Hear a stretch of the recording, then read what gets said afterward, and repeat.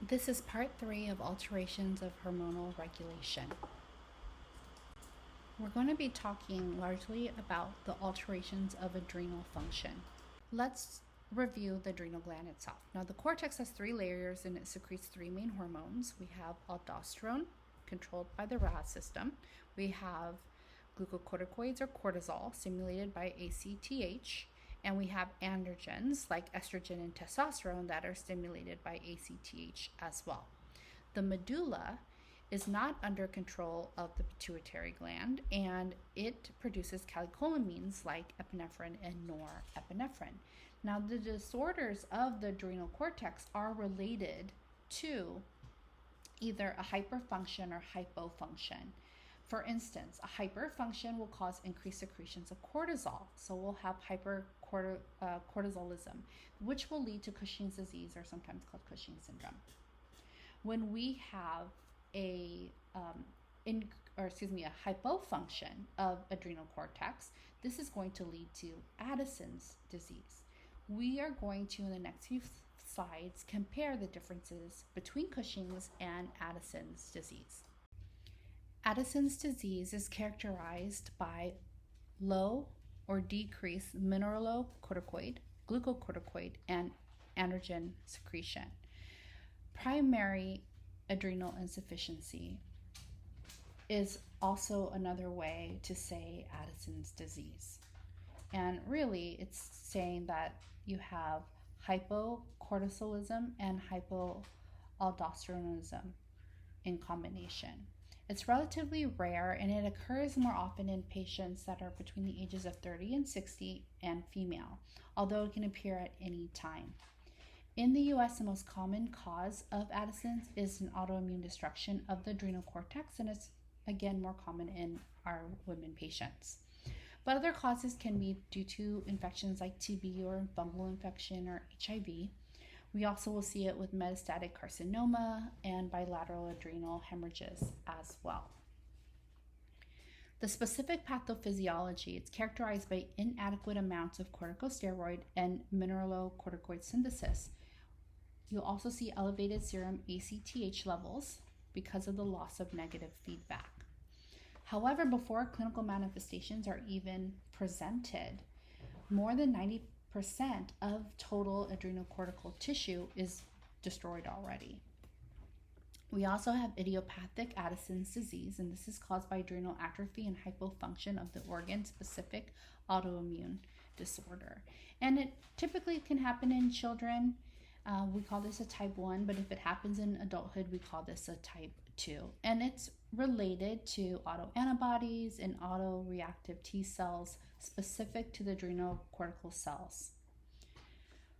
So let's look at the signs and symptoms. You will notice, in addition to the low levels of cortisol and low levels of androgen, confusion, fatigue, hyperpigmentation, which is the appearance of very tan skin, very characteristics of Addison's, hypoglycemia, hyperkalemia, hyponatremia, and hypotension.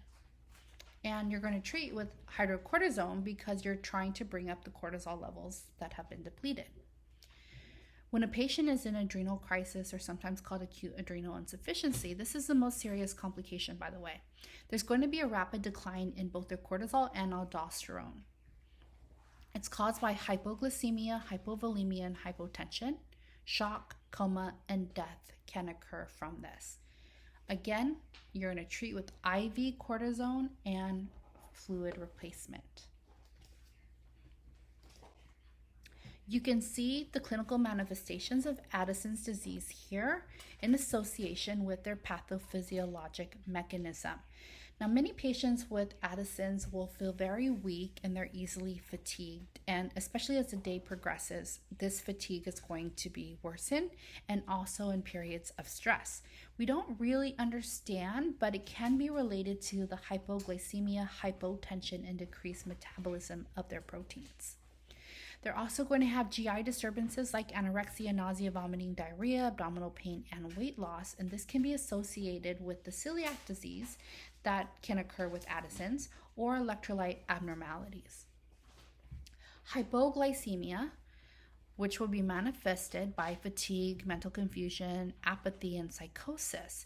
This has to do with the absence of cortisol levels to decrease gluconeogenesis. Well, this will also have a decreased glycogen storage by your liver and decreased metabolism of proteins, as well as increased insulin sensitivity, leading to hypoglycemia. Well, the elevations in ACTH will lead to stimulation of melanocytes, and this is what's giving your patient that hyperpigmented appearance, and so they look again very tan or golden.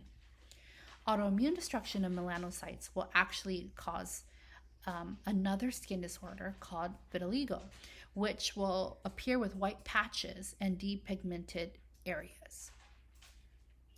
Now, the combined effects of hypocortisolism, hypoaldosteronism, extracellular volume depletion, and stressors, as well as decreased vasomotor tone caused by cortisol deficiency, will put your patient in an Addisonian crisis, and you will see severe hypotension and vascular collapse, and this is an emergency.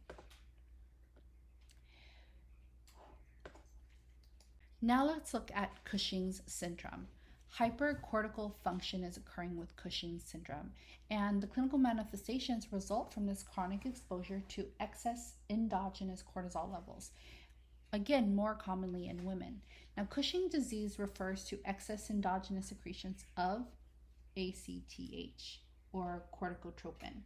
Now, ACTH-dependent hypercortisolism results from overproduction of pituitary ACTH by the pituitary adenoma, and this is the most common cause at any age.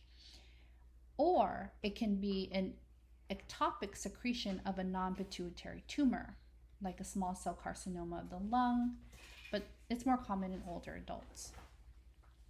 ACTH-independent hypercortisolism is caused by cortisol secretion from rare benign or malignant tumors, one or both of the adrenal glands. This is most commonly going to occur in children. Now, Cushing-like syndrome can develop as a side effect of long-term pharmacologic administration of glucocorticoids as well. So when you have too much corticoids or glucocorticoids because you're treating another illness, you can have Cushing-like syndromes, but it's not true Cushing's. Now, the pathophysiology of Cushing syndrome. With our ACTH-dependent hypercortisolism, this excess ACTH stimulates an excess production of cortisol, and there's a loss of feedback control of this ACTH secretion. Whatever the cause, though, there are two observations that are consistent with Cushing syndrome. They don't have diurnal or circadian secretion patterns of ACTH and cortisol, so it's not following the patterns of a patient that does not have Cushing's. And they do not increase ACTH and cortisol secretion in response to a stressor. So in patients with ACTH-dependent hypercortisolism, secretion of both cortisol and adrenal androgens is going to be increased, and you're going to have an increase in corticotropin-releasing hormone being inhibited. Remember, Cushing's is high levels of corticosteroids.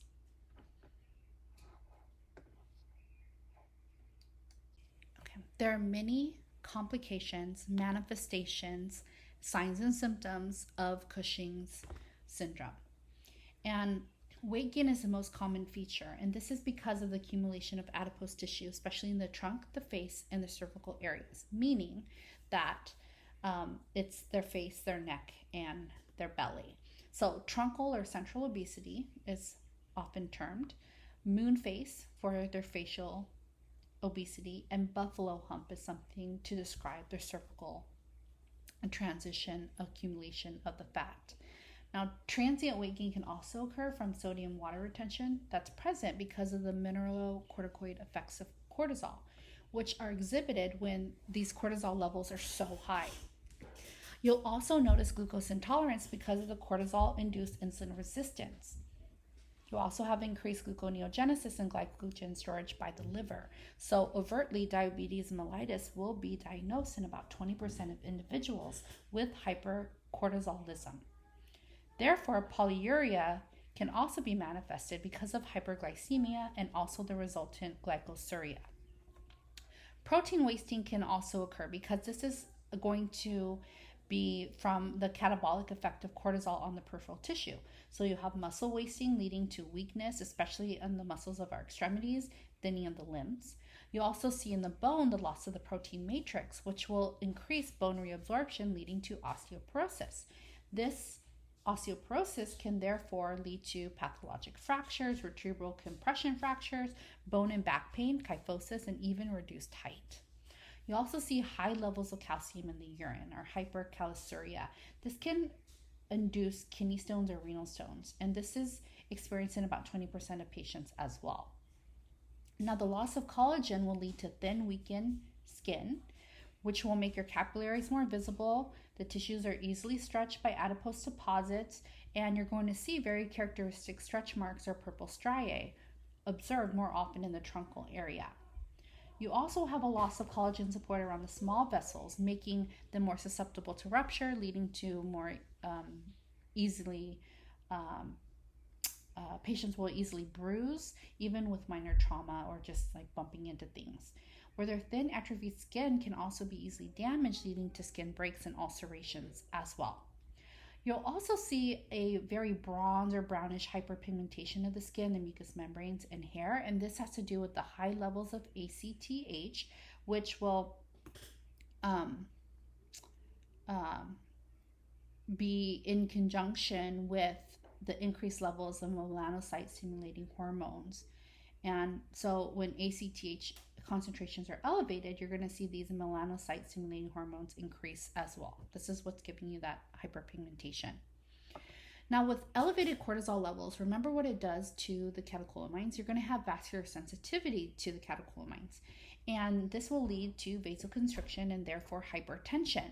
Well, now you have metabolic syndrome because you have abdominal obesity, hypertension, glucose intolerance, and then also dyslipidemia, which is very common. Because of this, you are going to have a patient at risk for cardiovascular complications like heart failure and stroke.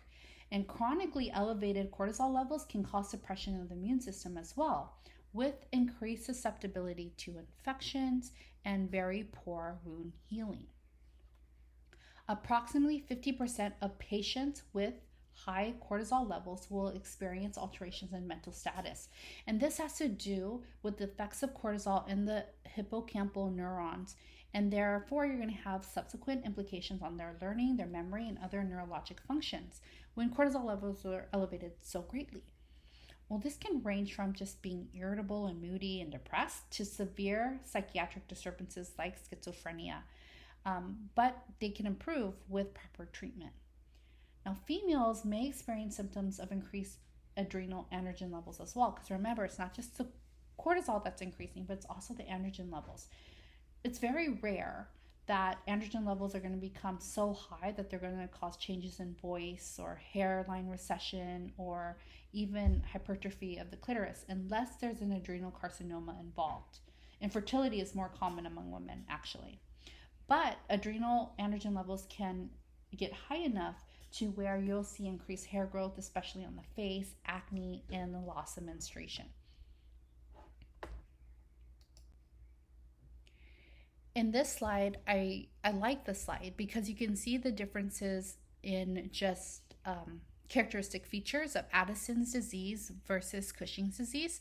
So you can see that there are some similarities like muscle weakness that you're going to see in both, but then there's going to be some differences like the GI type symptoms are going to be with Addison's disease, but you're not going to see them with Cushing's disease. You will see cardiac implications on both Addison's and Cushing's disease, but you're not going to see the buffalo hump, the moon face, and the truncal obesity that you have in Cushing's. You're not going to see that with Addison. So please use this to compare and contrast and to help you prepare for the final exam. So let's practice. A person has Cushing's syndrome. Which pathologic effect is occurring.